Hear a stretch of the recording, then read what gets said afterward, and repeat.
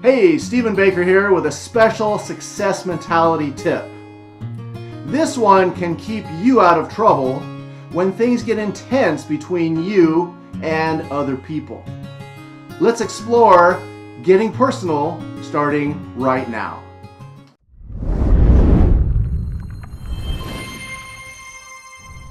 In business, in relationships, in life, sometimes things can get very personal. You might be in a heated argument, you might get verbally attacked, you could strongly disagree with a coworker, with a friend, with a stranger. You get the idea. No matter what happens, you should never ever take it personally. If you make it personal, you lose. End of story. But not end of the video. Let's continue. Here's 4 important reasons why you should never ever take it personally. Reason number 1, don't drop down to their level because that's bad for you. Are they full of anger and hate? Are they attacking you in despicable, dishonest ways? Well, don't join into that. Don't fight fire with fire. You'll just go down to their level. If you lose the high ground, you've lost your goodness, you've lost your peace. It's definitely not worth it. Michelle Obama said, when they go low, we go high. And that's exactly how you should play it. Reason number 2 is that making it personal usually leads to revenge. And that often backfires on you. Think about sports, for example. You're playing in a game and someone takes a cheap shot. Maybe they elbow you in the mouth. You might get upset, take it personally and say, oh, I'm going to get them back. But when you do attack back, the referee who didn't see their attack sees yours, and guess who gets thrown out of the game? Yeah, you're right. You do, even though they started it. That's why it's just not worth it. I'm not saying do nothing. It's important to stand up and fight back, but make sure you're fighting the good fight. Don't retaliate in an unethical, bad way and say, well, they did it first. Didn't we all learn in kindergarten, 2 wrongs don't make a right? So that applies here, of course. Reason number 3 is when you take things personally, it sometimes leads to you making a massive mistake, something colossal that you would normally never ever do. I'll tell you a short story to illustrate how horrible of a mistake that you can make if you take things personally. I used to work with a really nice older Southern lady named Darla who was just about to reach retirement age. And every morning in her car, she used to love to sing her favorite songs on the way to work. It put her in a good mood. It put her in the right frame of mind to just go in and deal with all the stresses of that day. Well, as Darla was singing at a stoplight one day, her car was the second car in line, the lady in the first car at the stoplight looked in her rearview mirror.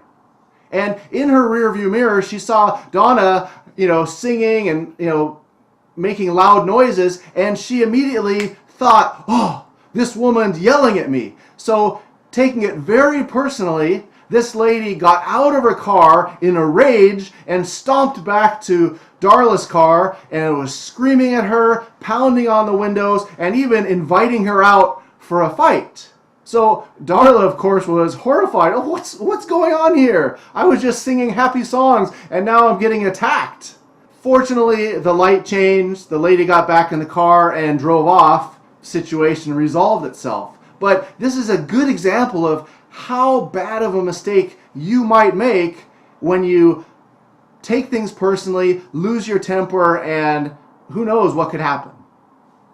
As a side note, Darla later ran into that lady again in the elevator at work. They actually worked in the same big campus building in our company.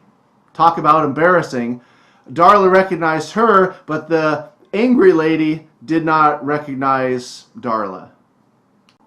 Here's a quote that might help you to not take things personally and avoid making that big mistake.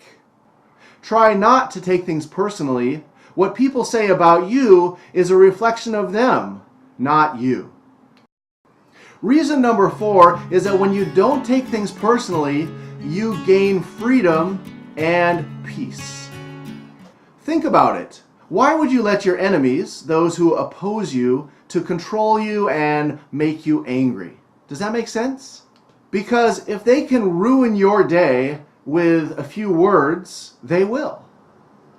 When you choose not to take things personally, you control your attitude, your mood, and your actions. Miguel Angel Ruiz said, "There is a huge amount of freedom that comes when you take nothing personally."